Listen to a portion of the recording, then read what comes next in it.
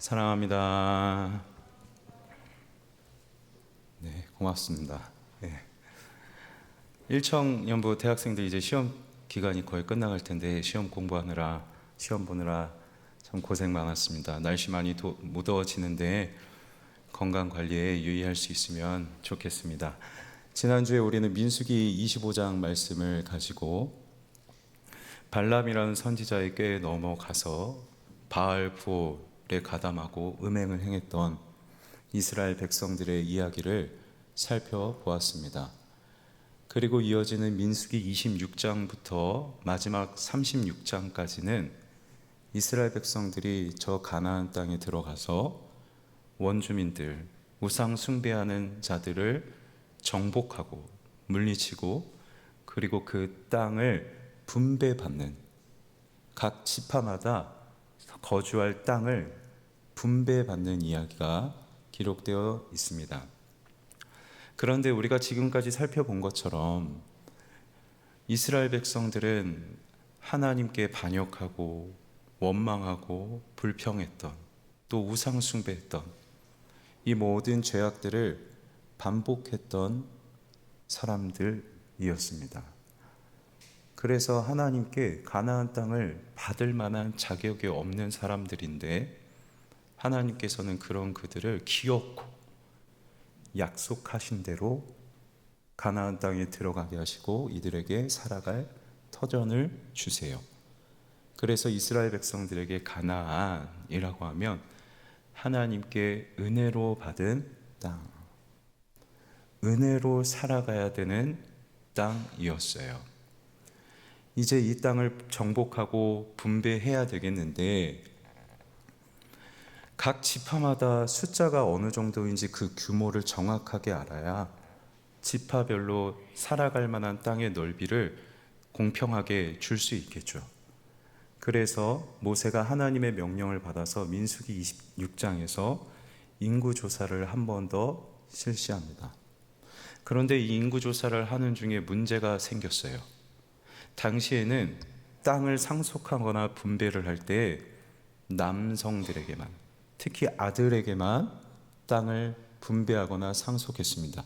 여자들에게는 땅을 분배해 주지 않았어요.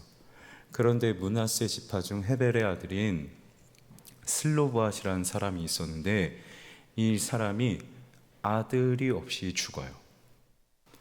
아들이 없고 남자였던 아비였던 슬로브아까지 죽으니 인구조사를 하는데 이 므낫세 지파에 남자의 이름이 없는 거죠. 그래서 땅을 이 므낫세 지파에 분배해 주지 않게 됩니다. 땅을 받지 못했다는 것은 살아갈 터전을 받지 못했다는 것이고, 이 말은 결국 므낫세 지파의 족보가, 가문이 사라질 지경에 처해진 것이에요. 그래서 슬로브앗의 딸들이 있었는데 이 5명의 딸들이 여호와께서 거하시는 회막문으로 가서 그곳에서 모세와 지휘관들과 여러 온 회중에게 말하여 이르기를 우리 아버지가 죽었다고 해서 우리 아버지의 이름이 삭제되는 것이 맞습니까? 아들이 없다고 해서, 우리 가문에 남자가 없다고 해서 우리 가문이 사라지는 것이 맞습니까? 그러니 우리가 살아갈 수 있는 땅을 주십시오 라고 요청합니다. 전례에 없었던 일, 하지만 이 사안의 심각성을 알았던 모세가 이때 하는 일이 있으니 즉시로 여호와께 이 사연을 아뢰었더라.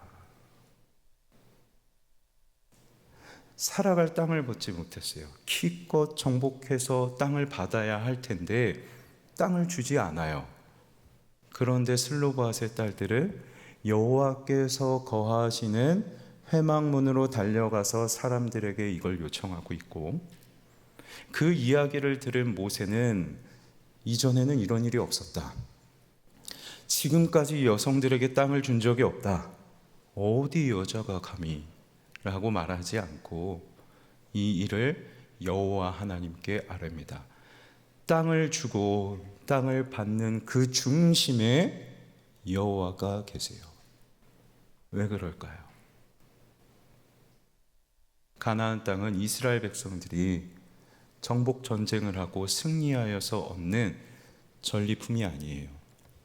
바꿔 말하면 이들의 능력과 이들의 노력으로 이들이 취한 땅이 아니에요.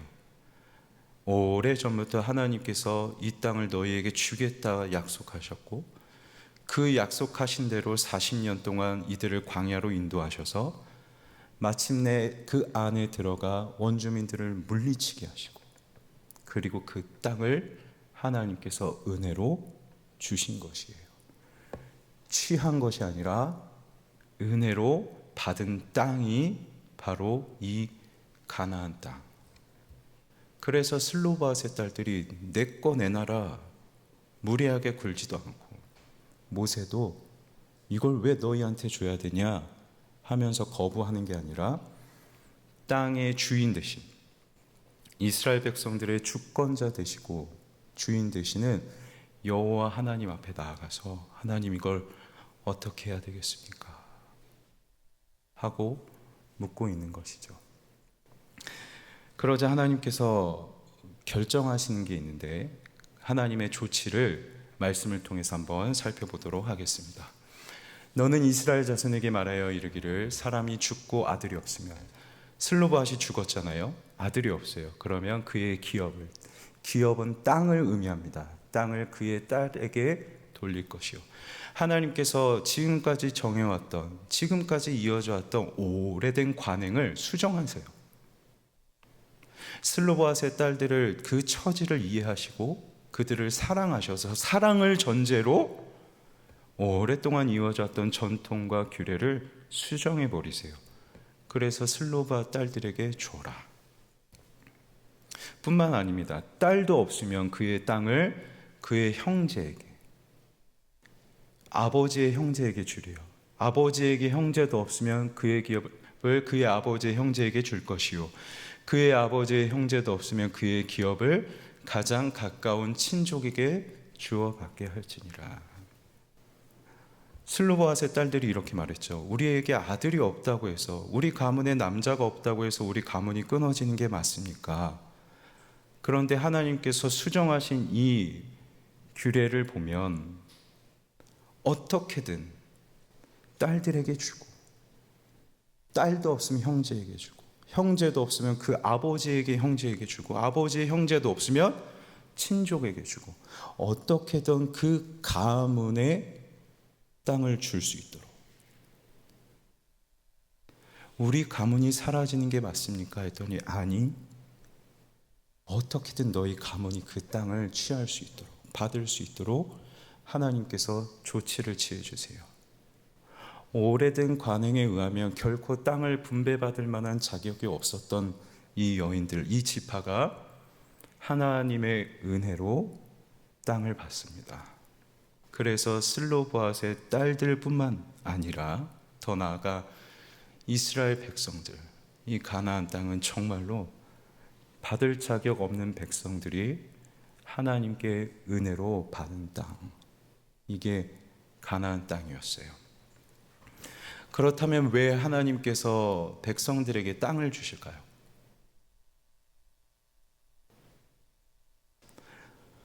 하나님께 은혜로 땅을 받았다. 하나님께 은혜로 우리가 살아갈 곳을 얻었다. 하나님께 우리가 은혜로 가정을 받은 것이고, 은혜로 일터를 받은 것이고, 은혜로 교회를 우리가 다닐 수 있는 거라면 그 살아가는 터전을 왜 하나님께서 주신 것일까? 화면의 말씀을 통해서 한번 볼까요? 그들은 내가 그들의 하나님 여호와로서 그들 중에 거하려고 그들을 애굽 땅에서 인도하여 낸 줄을 알리라. 나는 그들의 하나님 여호와이니라. 하나님께서 모세에게 출애굽 말씀을 통해서 분명히 말씀하셨어요. 애굽의 종되었던 자들, 애굽의 왕 바로를 섬겼던 자들, 결코 하나님께 땅을 받을 자격이 없는 자들인데 하나님께서 그들을 애굽에서 건네셔서, 애굽에서 구원해 내셔서 저 가나안 땅으로 들어가게 하신대요. 그런데 그 가나안 땅을 주신 이유가 무엇이라고요? 하나님이 여호와로서 그들 중에 거하시려고. 하나님이 여호와로서 거하신다는 말이 무엇입니까? 온 세상의 주권자 되시고 온 우주 만물의 창조주 되시고 온 만물의 주관자 되시는 여호와로서 이스라엘 백성 중에 거하신대요. 이 말은 하나님이, 창조주 하나님이 이스라엘 백성들의 왕 되어주신다. 그리고 왕이 하나님 되시는 그 나라를 선포하시고 그 나라의 국토로 가나안 땅을 정하신 거죠. 그리고 그 땅에, 하나님 나라라는 그 나라의 국토에 이스라엘 백성들을 들어가게 하세요. 그래서 이스라엘 백성들은 이제 하나님 나라를 살아가는 하나님의 백성으로 부름받은 겁니다. 이게 땅을 받았다는 의미예요. 가나안 땅을 받았다는 것은 그냥 살아가는 터전을 받은 의미에 그치는 것이 아닙니다. 하나님 백성 되었다는 거예요. 그렇다면 하나님의 백성인 이스라엘은 이제 어떻게 살아가야 될 것인가? 오래전에 이들의 첫 조상이 이 가나안 땅에 먼저 들어와서 이게 여호와 하나님의 백성들이 살아가야 할 모습이야 라고 그 모범으로 보여준 한 가지 행동이 있어요. 그게 무엇인지 말씀을 통해서 살펴보겠습니다. 여호와께서 아브라함에게 나타나 이르시되, 우상을 숭배했던 가문이었어요. 하나님 앞에 땅을 받을 만한 자격 없는 사람이 아브라함이었습니다. 그런데 하나님은 어떤 자격과 조건을 보지 않으시고 은혜로 아브라함을 부르시고 내가 너에게 보여줄 땅으로 가라 하셨어요. 아브라함이 여기에 순종해서 고향 땅을 떠나고 하나님이 보여주신 한 땅에 도착하는데 그곳이 바로 가나안입니다. 하나님이 은혜로 나 같은 사람에게 살아갈 땅을 주셨어요. 그런데 가나안 땅에 들어갔더니 하나님이 그 아브라함에게 찾아오셔서 나타나셔서 또 하시는 말씀이 있는데, 아브라함아, 내가 이 땅을 너에게만 주는 게 아니라 앞으로 너에게 있을 너의 자손들에게도 줄 것이다. 아브라함 입장에서는 어떻겠어요? 자격 없는 사람을 하나님이 적과 꿀이 흐르는 이 아름다운 땅에 나를 들어가게 하셨어요. 그런데 그것뿐만 아니라 후에 있을 내 자손들에게도 이 땅을 하나님께서 주시겠대요. 그 은혜의 감격을 받아서 아브라함이 그 자리에서 하는 게 있죠. 제단을 쌓아요. 그리고 거기서 베델 동쪽 산으로 옮겨 장막을 지니 점점 더 가나안 안쪽으로 들어가서 서쪽은 베델이요 동쪽은 아이라, 그가 그곳에서 또 여호와께 제단을 쌓고 여호와의 이름을 부르더니, 하나님께서 은혜로 인도해 주신 그 땅에 들어가서 내 자손들에게도 주신다는 그 땅 중심에서 하나님께 제단을 쌓고 여호와의 이름을 불러요. 온갖 우상들이 가득한 가나안 땅인데, 쾌락이 가득한 그 세상인데, 그곳에서 제단을 쌓고 우상들에게 제단을 쌓았던 사람들과 달리 하나님께 제단을 쌓고 우상들 앞에서 우상들의 이름을 불렀던 사람들과 달리 그 제단에서 여호와 하나님의 이름을 부릅니다. 하나님, 나를 은혜로 이 땅에 들어오게 하셨고 내 자손까지 이 땅에 들어가게 하신다는 그 하나님, 그 하나님이 나의 여호와이십니다. 그 하나님이 나의 주인이시고 그 하나님이 나의 왕이십니다. 내 눈앞에는, 내 가까이에는 수많은 우상들이 보이지만 나는 그 이방의 우상신들이 아닌 오직 나에게 땅을 주신 내 왕, 그 여호와 하나님 한 분만 섬기겠습니다. 이걸 고백하는 거예요. 이게 아브라함이 후세들에게, 후에 이 땅에 들어올 그의 후손들에게 보여줄 모범이었다면, 이제 아브라함의 후손된 이스라엘 백성들이 이 땅에 들어갈 겁니다.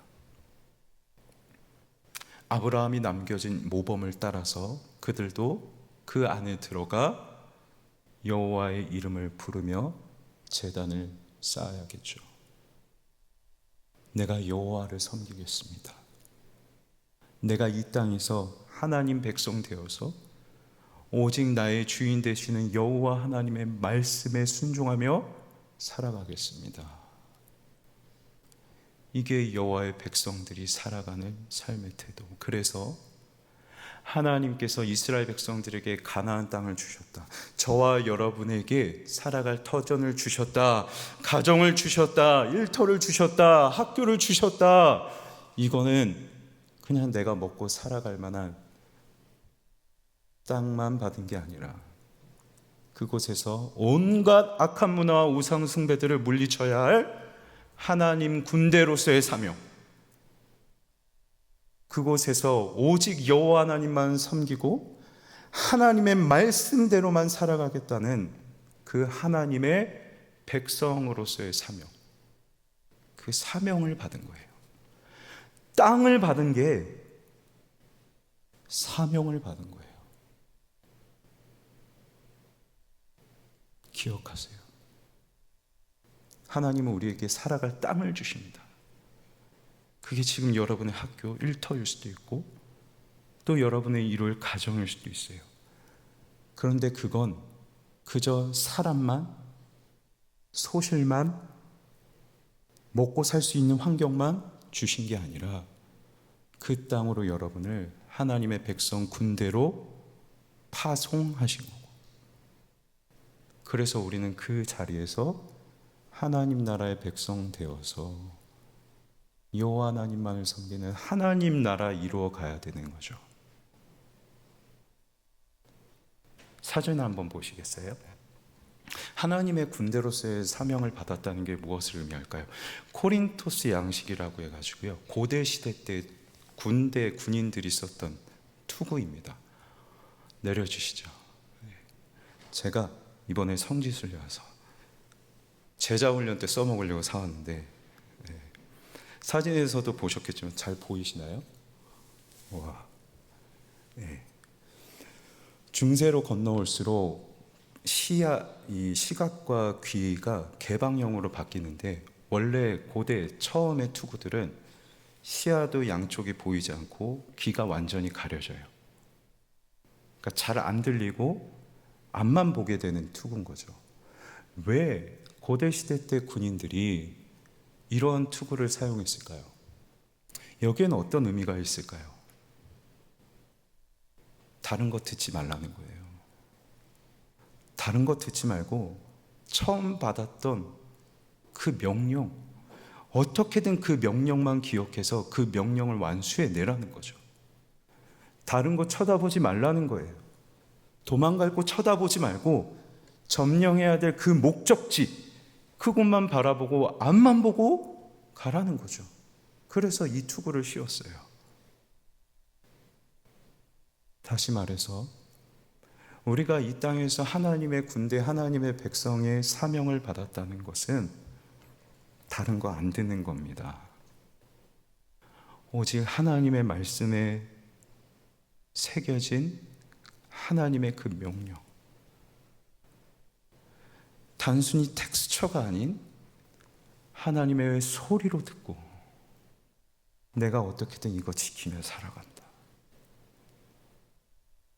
내가 하나님 말씀에 순종해서 하나님 나라 이루는 것, 내게 보내주신 나에게 주신 나의 터전을 하나님의 나라라는 그 깃발을 꽂아내는 것, 전투의 승리에서 깃발을 꽂듯 온갖 세상의 악한 가치관과 문화와 타락한 것들을 다 물리쳐내고 승리하여서 하나님 나라의 깃발을 꽂는, 이것을 나의 유일한 목적지. 그래서 앞만 보고 가라는 거죠.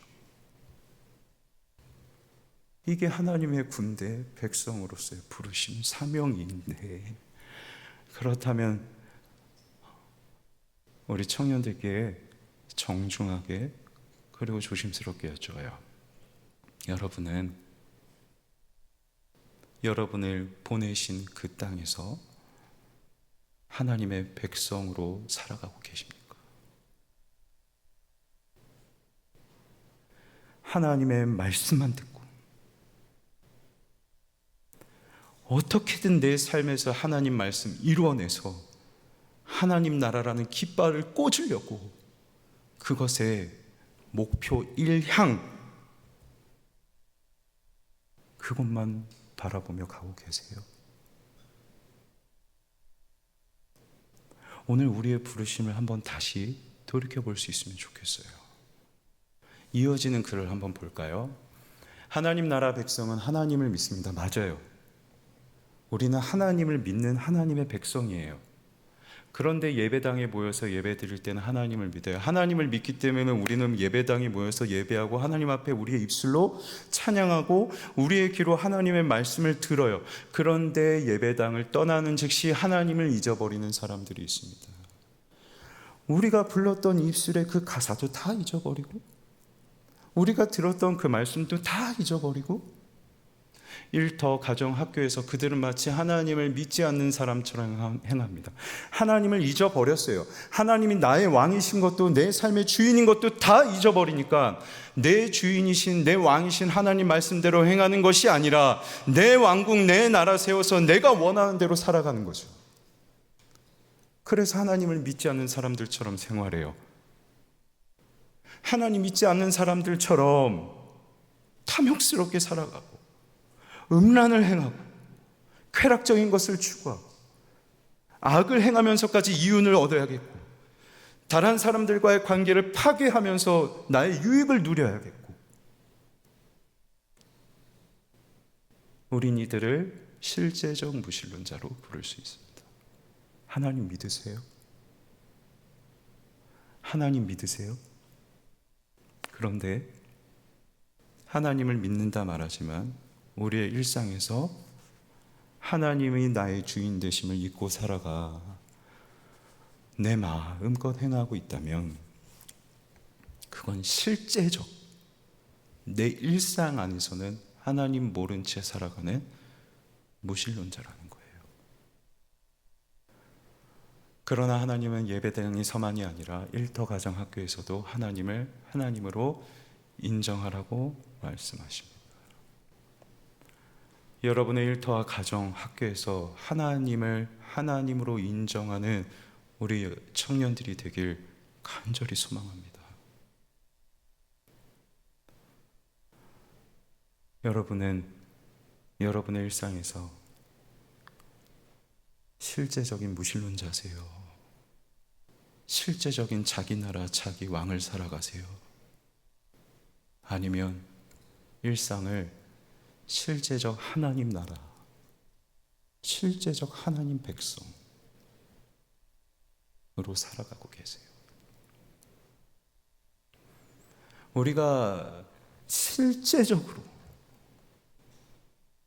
우리의 일상에서 실제적으로 하나님을 나의 주인 왕으로 섬기며 살아가는 것은 우리에게 정말 중요한 문제입니다. 특히 여러분 세대, 청년 세대에 특히 중요해요. 그럴 만한 이유가 있습니다. 슬로보아시 딸들이 모세에게 이렇게 얘기를 하는데 화면을 통해 살펴보죠. 우리 아버지가 광야에서 죽었으나 지금 딸들이 땅을 요청하면서 우리가 땅을 받아야 하는 근거에 대해서 이렇게 얘기해요. 여호와를 거슬러 모인 고라의 무리에 들지 아니하고, 우리 아버지가 여호와를 거슬러 모인 고라의 무리에 들지 아니하고 자기 죄로 죽었고 아들이 없나이다. 땅을 요청하는데 우리 아버지는 고라의 죄에 들지 않았어요. 얘기하고 있죠. 그만큼 땅을 받는데 이 고라 자손의 고라의 죄에 들어갔던 것, 이 무리에 섞였던 것이 그만큼 악한 것이었나 봐요. 그래서 우리는 들지 않았어요. 아버지는 거기에 들지 않았어요. 말할 만큼. 이게 정말 끔찍한 죄악이었었나 봐요. 고라가 범했던 죄악을 우리는 잘 알고 있습니다. 여호와를 거슬렀죠. 가나안 땅에 들어가면 하나님이 왕 되시고 주인 되시는 나라로 살아가야 되는데 그는 모세의 지도권을 거부했어요. 더 나아가 하나님의 지도권도 거부했어요. 하나님이 주인 되시고 하나님이 리더 되신 나라 땅을 준비하는 사람이 아니라 그는 자기가 지도자 되고 자기가 왕, 주인 되는 자기 왕국 내 나라를 준비했던 사람. 그런데 이게 하나님께는 끔찍한 죄악이었던 거죠. 다시요, 하나님 보시기에 하나님 나라로 살아가는 게 아니라 내 나라로 살아간다면 그건 우리가 상상하고 있는 것보다 더 끔찍한 죄일 수 있어요. 그래서 하나님은 고라를 땅을 갈라서 삼키시죠. 뿐만 아니라 지휘관 250명을 그들이 들고 있던 향로의 불로 그들을 다 태워 죽이세요. 그런데 이때 하나님께서 한 가지 명령을 더 하시는데, 불에 타서 죽은 시체들, 그리고 불에 타서 죽어가고 있는 사람들, 그들이 떨구어 버린 향로들을 다 모으래요. 그거를 다 녹여서 넓은 노판을 만들어서 여호와의 제단에 설치해라. 날마다 하나님 앞에 속죄의 제사를 드려야 됐던 그 제단 위에 노판을 만들어서 거기에 두라는 거죠. 이스라엘 백성들은 매일마다 속죄의 제사를 드릴 때마다 그 노판을 봐야 했습니다. 이 말은 고라와 그의 무리들이 여호와 하나님께 반역하고 자기 왕국을 세우려 했던 것이 얼마나 끔찍한 죄악이었는지를 날마다 기억하길 원하셨던 거예요. 하나님도 날마다 그 속죄의 제사를 받으면서 이 죄를 하나님이 기억하라, 하나님도 기억하시겠대요. 이스라엘 백성들도 후손들도 이 죄가 얼마나 잘못된 죄인지 기억하라는 거죠. 그래서 슬로브앗의 딸들이 우리 아버지는 여호와를 거스른 고라의 무리에 들지 않았습니다. 아버지 세대에 있었던 일이에요. 아버지 세대의 사람들이 여호와를 거슬렀어요.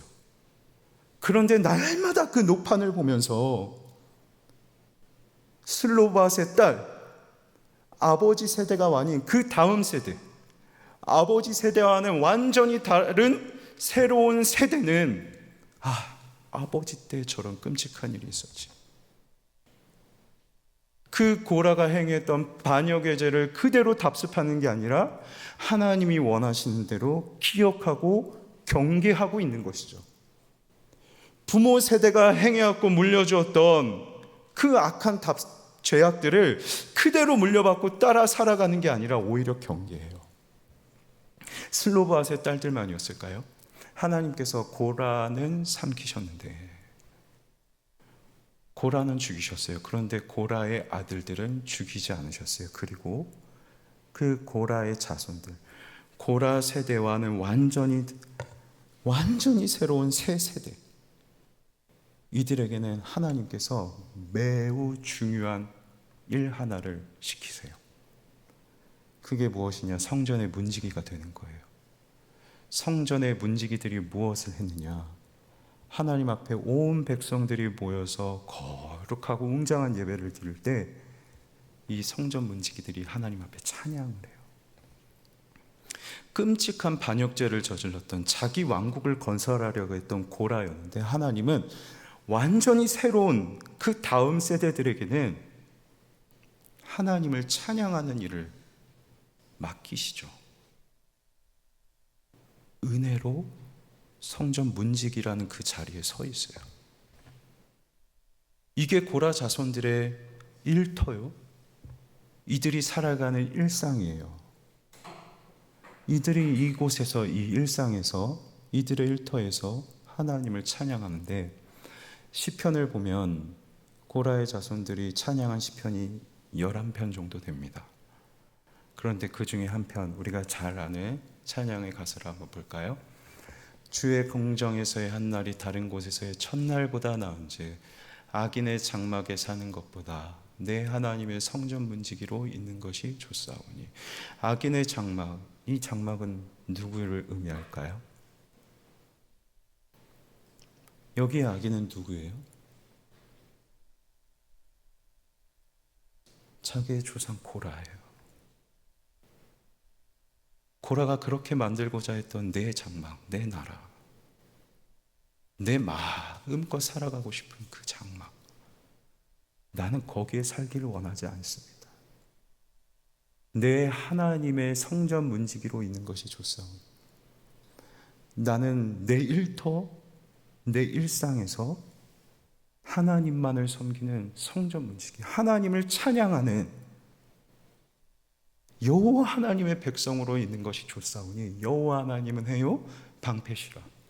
여호와께서 은혜와 영화를 주시며 정직하게 행하는 자에게 좋은 것을 아끼지 아니할 것이니이다. 만군의 여호와여, 주께 의지하는 자는 복이 있나이다. 아멘. 슬로바세 딸들은 그의 어른 세대들의 것을 답습한 게 아니라 경계하고 기억했어요. 고라의 자손 역시 완전히 새로운 세대, 완전히 새로운 세대 역시 나는 내 조상 세대가 범했던 그 죄악이 아니라 나는 여호와 하나님 백성 되어서 내 일터인 성전 앞에 문지기 되어 이곳에서 하나님 찬양하고 하나님 섬기는 하나님 나라, 이게 좋습니다. 오늘날 여러분의 세대를 표현하는 참 많은 단어들이 있더라고요. 그런데 여러 가지 단어 중에 제 눈에 딱 들어왔던 한 단어가 있습니다. New Generation, 새로운 세대.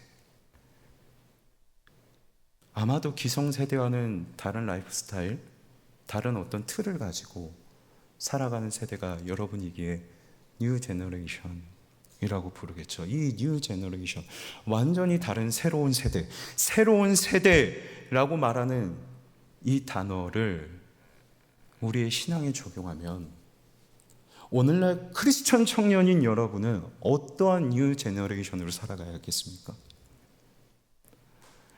우리 부모님 세대들, 그 위의 세대들, 어쩌면 더 오랜 세대, 오래 전부터 만들어 왔던 이 세상에서 살아가는 세속적인 가치관들, 악한 문화들, 쾌락적인 것들, 탐욕스러운 것들, 이것들을 그대로 답습하는 세대가 뉴 제너레이션이 아니라 알지만, 무엇이 잘못된 거는 알지만 그래도 어쩔 수 없이 그걸 답습해가는 세대가 아니라 경계하고 이건 하나님이 기뻐하시는 일이 아니지 라고 우리가 알고 있는 것들, 알지만 행하지 않는 것들, 알지만 끊어내지 못하고 있는 것들,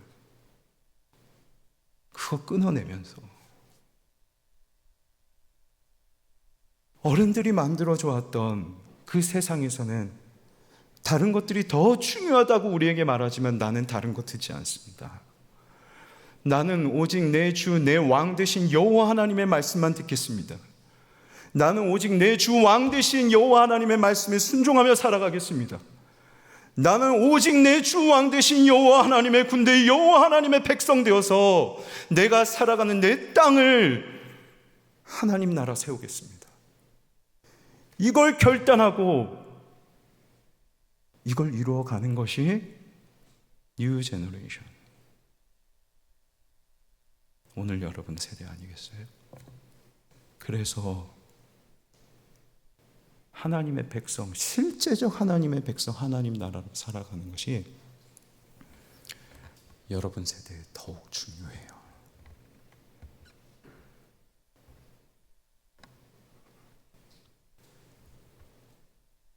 바라기는 우리 청년들이 이러한 새로운 세대, 뉴 제너레이션의 삶을 우리 청년들이 그렇게 살아갈 수 있으면 좋겠어요. 그래서 우리가 종종 찬양하는 주의 영광을 외치는, 춤추는 세대 되는 것. 세상의 문화가 즐거워서 탐욕을 이루고자 아뚱바뚱하는 춤이 아니라 우상 앞에서 달라달라고 하는 춤이 아니라 여호와 하나님께 춤추는 세대, 그런 세대의 삶을 우리 일산교회 청년들이 살아갈 수 있으면 좋겠습니다. 말씀을 맺겠습니다. 하나님께서는 우리에게 살아갈 땅을 주셨고 땅만이 아니라 사명도 주셨습니다. 하나님의 군대, 하나님의 백성 되라는 사명. 그래서 지금 여러분이 거하고 있는 가정, 일터, 학교 등등 그곳은 어쩌면 여러분에게 일상을 넘어서 사역지일 겁니다. 바라기는 여러분의 일상을 실제적 무신론자, 실제적 자기 왕국, 내 나라, 내 왕 되어 살아가는 게 아니라 실제적 하나님 백성, 실제적인 뉴 제너레이션, 실제적인 춤추는 세대, 그렇게 여호와의 백성 되어 살아가는, 여기에 우리의 유일한 목적지입니다. 투구를 쓰고 달려가며 살아가는 우리 귀한 청년들이 되길 주님의 이름으로 간절히 소망합니다.